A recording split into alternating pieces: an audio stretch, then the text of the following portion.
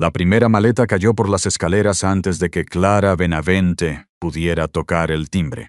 La segunda apareció un segundo después, empujada por la mano de su suegra. Encima venían unos papeles de divorcio, doblados con una pulcritud cruel. Clara llevaba 4 meses embarazada de trillizos y nadie en aquella casa lo sabía. Doña Begoña Santa Cruz no bajó la voz. Quería que los vecinos escucharan.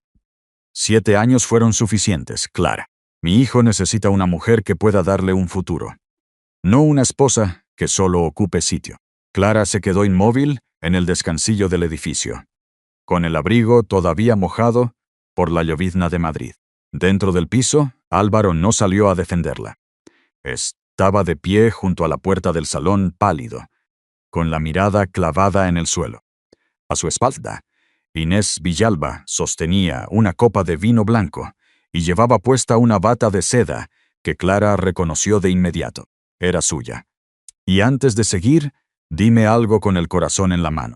Si tú estuvieras en el lugar de Clara, con 3 hijos creciendo dentro de ti y tu propia familia política tirando tus maletas por la escalera, ¿habrías revelado la verdad o te habrías marchado en silencio?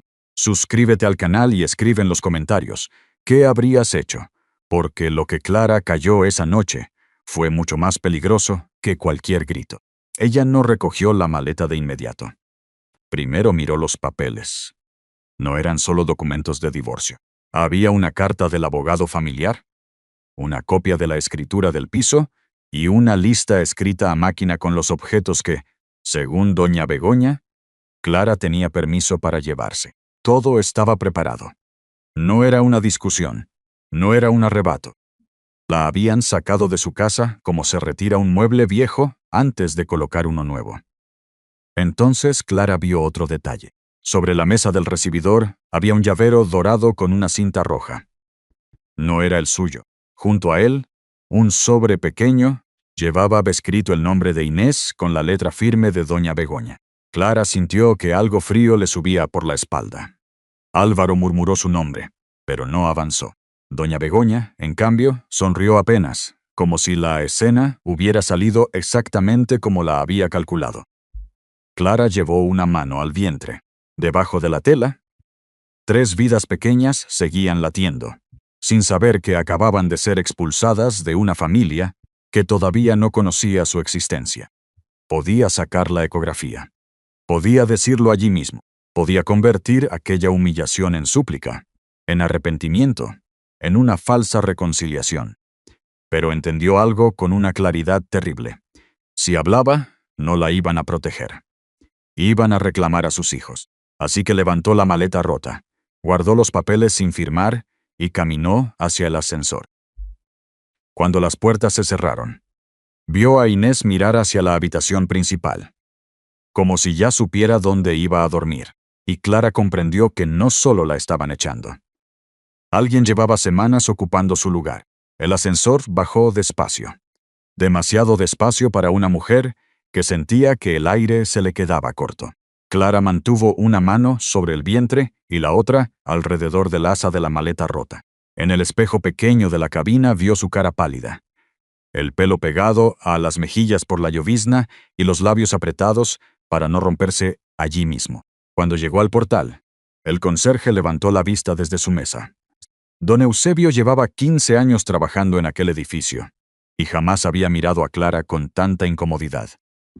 Señora Santa Cruz, murmuró. Ella notó algo raro en su voz. No dijo señora Benavente, como antes de casarse, ni tampoco doña Clara, como solía hacer cuando Álvaro no estaba cerca. Dijo el apellido de su marido con cuidado, como si alguien le hubiera indicado exactamente qué palabras usar. Clara salió a la calle sin responder. Madrid estaba húmeda y fría. Las luces de los coches se estiraban sobre el asfalto mojado, y el ruido de la castellana llegaba apagado, como si la ciudad hablara desde otra dimensión. Caminó unos metros, pero el peso en el vientre la obligó a detenerse junto a una marquesina. Respiró hondo, contó hasta 10. Luego abrió el bolso y tocó el sobre de la ecografía. No lo sacó. Solo necesitaba confirmar que seguía ahí. 3 pequeños corazones. 3 nombres que aún no se atrevía a imaginar. 3 vidas que si la familia Santa Cruz descubría demasiado pronto, podían convertirse en una batalla antes incluso de nacer. El teléfono vibró. Era un mensaje de un número desconocido. No vuelva a subir al piso. Sus pertenencias restantes serán enviadas mañana. Cualquier contacto deberá hacerse a través del despacho Salcedo y Asociados. Clara leyó 2 veces. Después miró hacia arriba, hacia la ventana iluminada de su antigua casa. En el cristal del salón se movió una sombra. Luego, otra. Alguien apartó la cortina apenas 1 centímetro. La estaban vigilando. Por primera vez aquella noche, Clara sintió miedo de verdad. No por ella, sino por los niños. Si ya habían cambiado la cerradura, preparado documentos y avisado a un abogado sin decirle nada. ¿Qué más habían decidido antes de echarla? Intentó llamar a una amiga de Toledo, pero la llamada no entró. La batería marcaba 12%. Buscó un taxi con la mirada. Ninguno se detuvo. A esa hora, cerca de las 11, la lluvia fina convertía cada esquina en una espera larga. Cruzó la calle con dificultad y se refugió bajo el toldo cerrado de una pastelería. El escaparate reflejó su figura entera. Una mujer con 2 maletas, un abrigo demasiado ligero, y una mano que no se separaba del vientre. Fue entonces cuando un coche negro redujo la velocidad junto al bordillo. No pitó, no avanzó. Solo se quedó allí, con los faros encendidos sobre el agua de la calle. La puerta trasera se abrió y un hombre mayor bajó con un paraguas oscuro. Tenía el cabello blanco, un abrigo impecable y una forma de mirar que no era curiosidad. Era reconocimiento. Se acercó sin prisa, como si temiera asustarla. «Perdone», dijo con voz baja. «¿Usted es hija de Isabel Benavente?» Clara sintió que el suelo desaparecía bajo sus pies. Nadie en Madrid pronunciaba el nombre de su madre desde hacía años. Clara no respondió enseguida. Aquel hombre acababa de pronunciar el nombre de su madre con una delicadeza que nadie usaba ya. No como un dato, no como una pregunta cualquiera.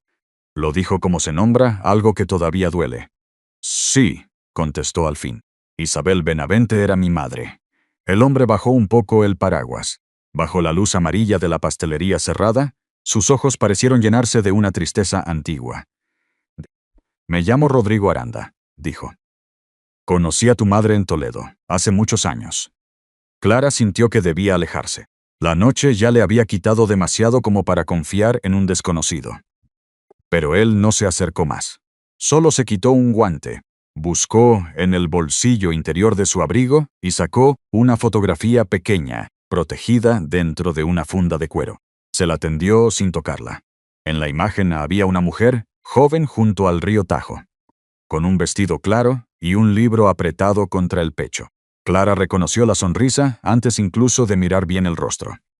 Era Isabel, su madre. Más joven, más luminosa, antes de la enfermedad, antes de las habitaciones en silencio. Clara tomó la foto con manos temblorosas. Durante unos segundos, Madrid desapareció. Volvió Toledo, las calles estrechas, las campanas de la catedral, el olor a piedra caliente en verano. Volvió su madre sentada junto a la ventana, cosiendo botones con paciencia, hablando poco de su juventud y cambiando de tema cada vez que Clara preguntaba por ciertas cartas guardadas en una caja azul. Isabel había trabajado en una biblioteca antigua cerca de la catedral. Allí conoció a Rodrigo, cuando él todavía no era el dueño de casas de subastas ni un hombre con chofer. Era un joven ambicioso, hijo de una familia que medía a las personas por el apellido, la herencia y la utilidad. Isabel no tenía nada de eso. Solo tenía una inteligencia tranquila, una belleza sin esfuerzo y una dignidad que no pedía permiso. Rodrigo la amó. Eso Clara lo entendió al verlo sostener aquella fotografía. Pero no la defendió lo suficiente. Su familia lo envió a Madrid para apartarlo de ella.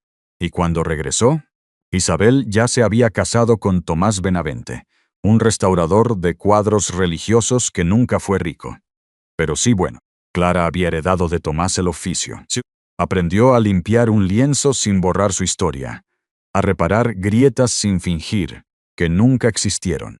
Quizá por eso soportó tanto en casa de los Santa Cruz. Pensaba que también un matrimonio podía restaurarse con paciencia. Durante 7 años lo intentó. Cocinó cenas donde nadie le agradecía nada. Sonrió cuando doña Begoña hablaba de nietos delante de invitados. Fingió no oír cuando una cuñada dijo que Clara era muy fina para decorar la casa, pero inútil para continuar la sangre. Álvaro siempre pedía calma. No hagas caso a mi madre, decía después, ya a solas, pero nunca la detenía cuando importaba. Clara bajó la mirada hacia la foto. Entonces vio algo escrito detrás, con la letra de Isabel. Si algún día mi hija necesita ayuda, busca a Rodrigo. Clara levantó los ojos, y por primera vez, aquella noche no sintió solo miedo. Sintió que su madre, de algún modo imposible, había dejado una puerta abierta antes de irse.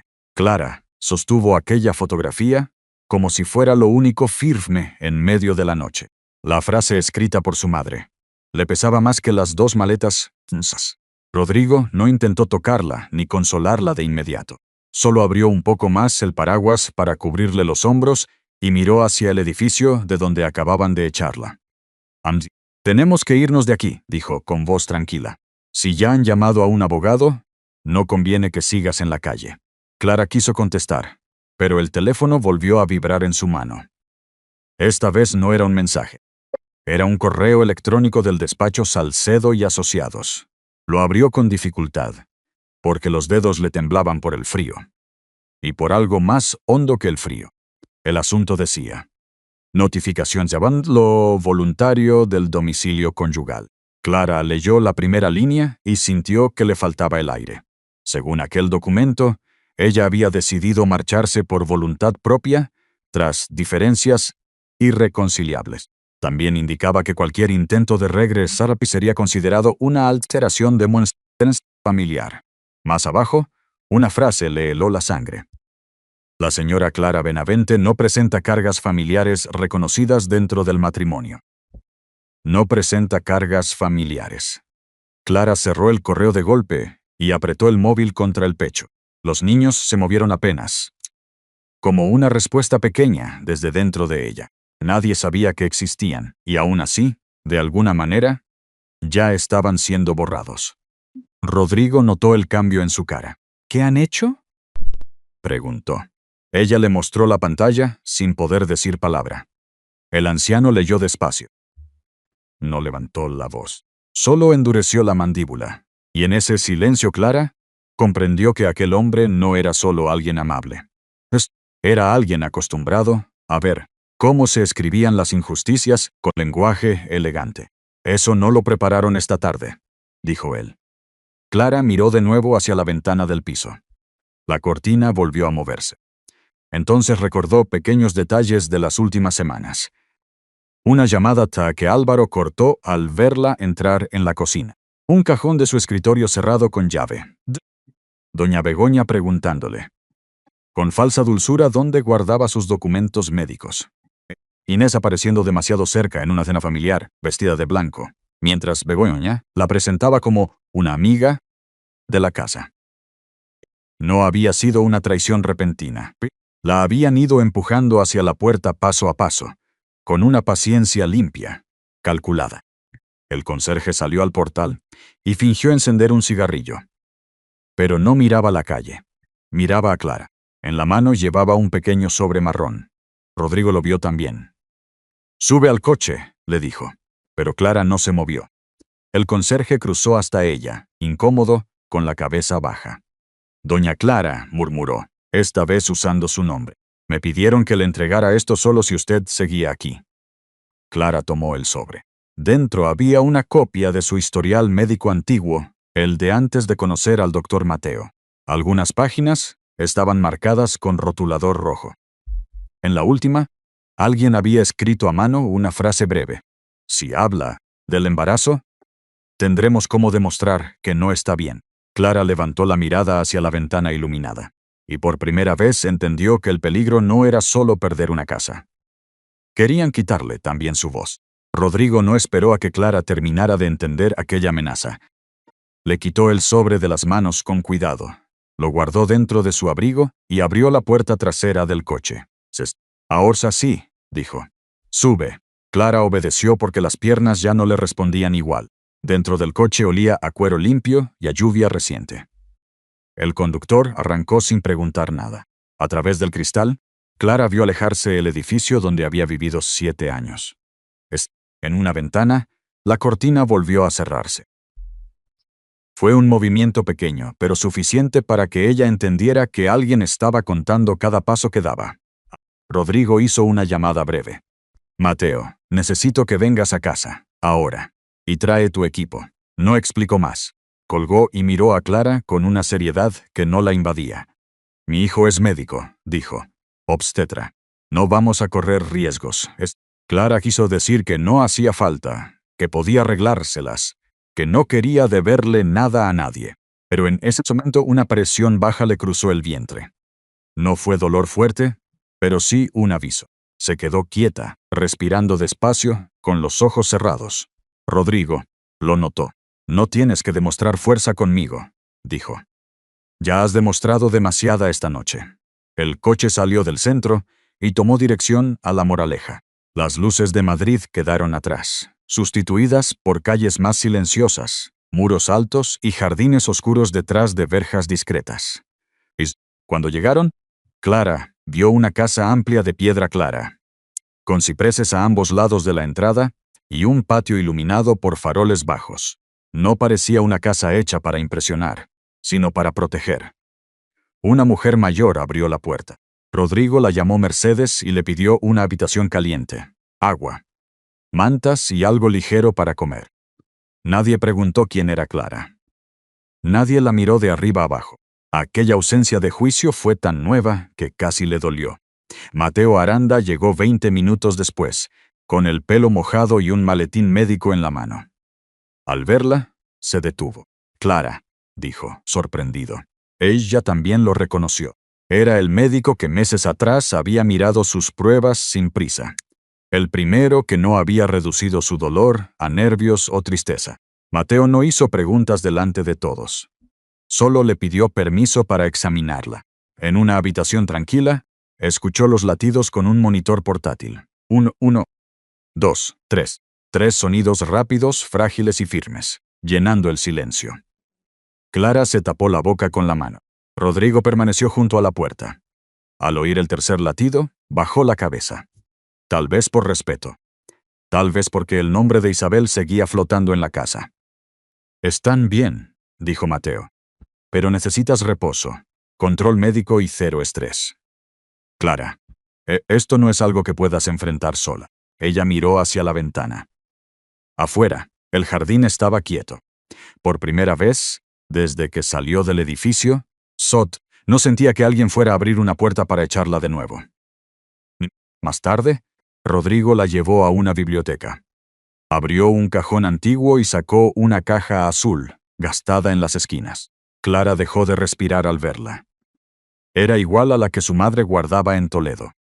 Isabel me escribió durante años, dijo él, y antes de morir dejó instrucciones. Había cosas que eran tuyas, Clara, cosas que nunca debieron perderse.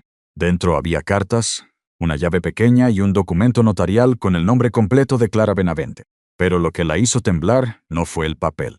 Fue una fotografía de Isabel, joven, con la mano apoyada sobre la misma caja azul. Detrás, escrito con tinta desvaída, decía: «Cuando mi hija lo sepa, que no vuelva a sentirse pobre». Clara no durmió aquella noche, no por miedo, sino porque todo lo que acababa de descubrir era demasiado grande para caber dentro de una sola madrugada. La caja azul permaneció sobre la mesa de la habitación, cerrada otra vez. Pero ya no parecía un objeto del pasado. Parecía una llave. Durante las semanas siguientes, Rodrigo cumplió cada palabra sin convertirla en una deuda. No. Le asignó una habitación amplia en la planta baja, cerca del jardín, para que no tuviera que subir escaleras. Mercedes le dejaba infusiones suaves junto a la cama, y fingía no notar cuando Clara lloraba en silencio mirando la ecografía. Mateo pasaba cada 2 días, siempre puntual, siempre cuidadoso. Con ese modo suyo, de tocar la puerta antes de entrar, como si incluso una mujer sin casa mereciera conservar su intimidad. El embarazo avanzó con vigilancia. Hubo días buenos, con sol en el patio y pan tostado en el desayuno. Hubo otros en que Clara despertaba sobresaltada, convencida de haber oído la voz de doña Begoña en el pasillo. Mateo no le decía que olvidara. Solo le recordaba que estaba a salvo. Un lunes por la mañana, Rodrigo llevó a Clara a Toledo. No fue en un gesto teatral. Salieron temprano, con una manta sobre sus piernas y una carpeta de documentos en el asiento trasero. Al llegar, la ciudad apareció como un recuerdo de piedra bajo la luz limpia. Clara no había vuelto desde el entierro de su madre. La casa estaba en una calle estrecha, cerca de una pequeña plaza donde las vecinas aún sacaban sillas al fresco. Era una vivienda antigua, de fachada sobria, balcón de hierro y puerta de madera oscura. Rodrigo le entregó la llave que había estado en la caja azul. «Isabel quiso que esto fuera tuyo», dijo. Clara abrió la puerta con manos temblorosas. Dentro olía a polvo, madera cerrada y tiempo detenido. En una habitación del fondo, encontró caballetes cubiertos con sábanas, marcos apoyados contra la pared y cajas con pinceles secos. Allí había trabajado su padre. Allí, sin saberlo, la esperaba una parte de sí misma. No volvió a ser la misma después de esa visita.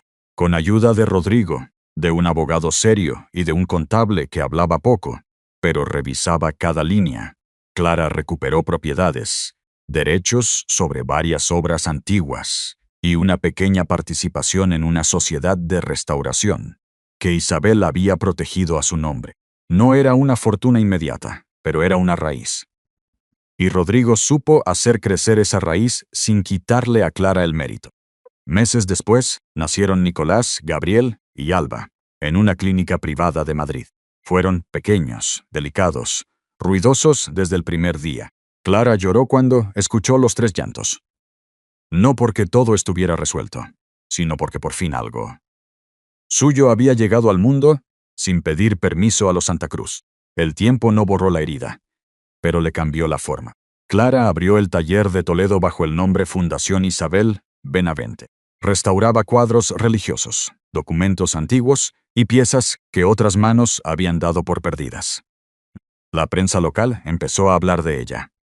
Luego llegaron coleccionistas de Madrid. Después, una invitación para colaborar con una casa de subastas vinculada a Rodrigo. Mateo seguía cerca, pero nunca ocupó más espacio del que ella le permitía. A veces cargaba a Alba mientras Clara firmaba presupuestos. Otras veces llevaba a Nicolás y Gabriel al patio para que ella pudiera dormir 20 minutos. Su amor no llegó con promesas grandes. Llegó con constancia. Casi 2 años después de aquella noche, Clara recibió un sobrecolor marfil en el taller. Venía perfumado, con el escudo de los Santa Cruz grabado en relieve. Álvaro e Inés se casaban en una hacienda cerca de Sevilla. Clara leyó la tarjeta sin parpadear. Dentro había una nota escrita por Álvaro. «Ven, si quieres ver cómo Inés logró en unos meses lo que tú no pudiste darme en 7 años». Clara dejó la nota sobre la mesa. No lloró, no tembló, solo miró hacia el patio, donde sus 3 hijos jugaban bajo un olivo. Cuando Rodrigo la encontró, la tarjeta seguía allí. Él la leyó, cerró los ojos un instante y dijo con una calma peligrosa: «Entonces iremos, pero no como ellos esperan». Rodrigo no hizo ningún anuncio durante los días siguientes. Solo empezó a moverse con esa discreción que tienen las personas acostumbradas a decidir cosas importantes sin levantar la voz. Llamó a su chofer, a su abogado, a una modista de Madrid y a una empresa de seguridad privada que nunca aparecía en fotografías, pero siempre estaba donde debía estar. Clara no preguntó demasiado. Había aprendido a desconfiar de los gestos grandes, pero esta vez no había vanidad en Rodrigo. Había cuidado. Él no quería vestirla para humillar a nadie. Quería que entrara en aquel lugar, sin que nadie pudiera volver a mirarla como una mujer expulsada. La mañana del viaje, Mateo llegó temprano al taller de Toledo. Nicolás y Gabriel corrían por el patio con zapatos nuevos, mientras Alba se negaba a soltar una pequeña muñeca de tela. Clara estaba frente al espejo, con un vestido color champán, sobrio y perfecto, el pelo recogido bajo en la nuca y un collar de diamantes antiguos sobre la piel. Rodrigo se lo había entregado en silencio. Había pertenecido a Isabel. «No tienes que hacer esto si no quieres», dijo Mateo. Clara miró a sus hijos, luego la invitación doblada sobre la mesa. «No voy por él», respondió. «Voy por la mujer que salió de aquel edificio creyendo que no tenía nada». La hacienda estaba a las afueras de Sevilla, rodeada de naranjos y muros blancos. El patio se entrebrillaba bajo el sol de la tarde. Había mesas con manteles de lino, copas de cava, flores blancas en jarrones altos y un grupo de cuerda tocando demasiado suave para una celebración tan calculada. Doña Begoña había elegido cada detalle para que la boda pareciera inevitable. Inés llevaba un vestido sencillo, elegante, con una mano apoyada, de vez en cuando sobre el vientre. Álvaro sonreía a los invitados, pero su sonrisa tenía esa rigidez de quien necesita convencerse delante de todos. Entonces los coches entraron por el camino principal. Primero apareció un vehículo negro de seguridad. Después otro. Luego un Rolls-Royce Phantom plateado. Avanzó despacio sobre la grava. Las conversaciones se fueron apagando una a una, como velas ante una corriente de aire. Clara bajó primero. No parecía furiosa, no parecía rota, parecía serena, y eso fue lo que más incomodó a todos. Mateo bajó a su lado. Luego los niños, vestidos de blanco marfil, con Mercedes ayudando a Alba a no pisarse el bajo del vestido. Rodrigo apareció al final, apoyado en su bastón de plata. Begoña reconoció el collar antes que el rostro. Clara lo vio en sus ojos. Un destello breve, casi imperceptible, pero suficiente. La mujer que la había llamado inútil estaba calculando en silencio el valor de aquella pieza. Álvaro dejó la copa sobre una mesa sin mirar dónde la ponía. Caminó hacia Clara lento, como si cada paso le costara comprender una parte distinta de lo que veía. «Clara», dijo, «¿quiénes son esos niños?» Nicolás se escondió un poco detrás de Mateo. Gabriel miró a Álvaro con curiosidad. Alba levantó la muñeca como si quisiera mostrarla. Clara no apartó la mirada. «Son mis hijos», dijo, «los 3 niños que ya llevaba dentro cuando pusiste mis maletas en la escalera». El patio quedó en silencio. Álvaro parpadeó, confundido, casi ofendido por una verdad que llegaba tarde solo para él. «Eso no es posible. Tenía 4 meses de embarazo», continuó Clara. «No dije nada porque aquella noche entendí que, si lo hacía, tu madre no me pediría perdón. Me encerraría en una clínica, llamaría a sus abogados y convertiría a mis hijos en patrimonio de los Santa Cruz antes de que pudieran respirar». Doña Begoña dio un paso al frente. «Eso es una acusación muy grave». Rodrigo levantó apenas el bastón y lo apoyó contra el suelo de piedra. El sonido fue seco. «Tenemos los correos del despacho Salcedo, el historial médico manipulado y el sobre que enviaron al portero», dijo. «Elige muy bien la siguiente frase, Begoña». Nadie se movió. Entonces una voz masculina llegó desde la entrada del patio. «Inés también debería elegir bien la suya». Todos se giraron. Un hombre moreno, con chaqueta clara y rostro cansado, avanzó entre los invitados. Inés perdió el color de golpe. Julián susurró. Él no gritó, solo se detuvo a unos pasos de ella. «Ese hijo que esperas no es de Álvaro, y lo sabes». La mano de Inés cayó de su vientre. Sus ojos se llenaron de lágrimas, no de sorpresa, sino de rendición. Miró a Álvaro, luego a Clara, y al final a Begoña. «Ella lo sabía», dijo Inés con voz rota. «Sabía que yo amaba a Julián. Pero me dijo que un apellido correcto podía arreglar cualquier error». El rostro de Begoña quedó inmóvil. Por primera vez, no encontró una frase elegante para cubrir la vergüenza. Álvaro miró a Clara, después a los 3 niños. La boda, la familia, la mentira y su nueva vida se deshicieron delante de él sin ruido. Mateo tomó la mano de Clara. No hizo un discurso. No necesitaba hacerlo. Y justo cuando Clara pensó que todo había terminado, Rodrigo se inclinó hacia ella y dijo en voz baja: Todavía falta que lean el último documento. Rodrigo pidió al abogado que leyera el último documento allí mismo, sin alzar la voz. No era una denuncia pública, ni una venganza preparada para destruir a nadie. Era una medida de protección. El informe confirmaba que Clara había dejado constancia legal de su embarazo antes de abandonar Madrid, y que cualquier intento de usar sus antiguos informes médicos para desacreditarla sería considerado manipulación documental. Doña Begoña no discutió. Miró a los invitados, después a Álvaro, y por primera vez pareció más pequeña que su propio apellido. Álvaro intentó acercarse a Clara, pero Mateo se colocó a un lado, sin tocarlo, solo marcando una distancia. Clara habló antes de que él pudiera pedir nada. Hablarás con mi abogado. Mis hijos no serán una reparación para tu culpa. No lo dijo con odio. Lo dijo como quien cierra una puerta con llave. Después, tomó la mano de Nicolás, acomodó el lazo de Alba y llamó a Gabriel, que estaba mirando las naranjas caídas junto a la fuente. Los tres volvieron hacia el coche con ella. Nadie aplaudió. Nadie gritó. Solo quedó ese silencio pesado que aparece cuando la verdad ya no necesita defensa. Semanas después, en Toledo, Clara volvió a abrir el taller temprano.